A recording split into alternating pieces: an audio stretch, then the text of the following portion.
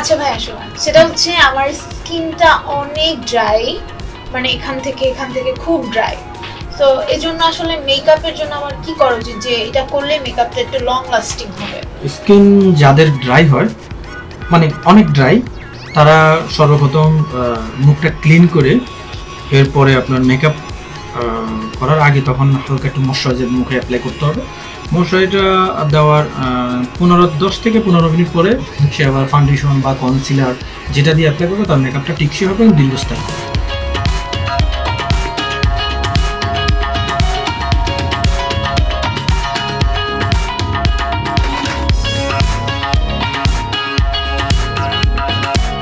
হ্যাঁ, মেকআপ নেওয়ার আগে আপনার মুখটাকে ভালোভাবে ডিপলি ক্লিন করতে হবে ভালো একটা ফেস ওয়াশ দিয়ে।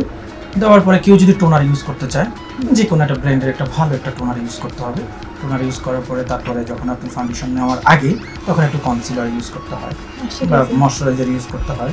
যে ময়শ্চারাইজার অনেকের ফেস যদি আপনার ময়শ্চারাইজার ইউজ করতে চায় একটু ময়শ্চারাইজার দিবে বা একটু প্রাইমার ইউজ করতে পারে, দিয়ে দেন ফাউন্ডেশনটা অ্যাপ্লাই করতে পারে, দিয়ে দেন সুন্দর করে স্মাচ করে।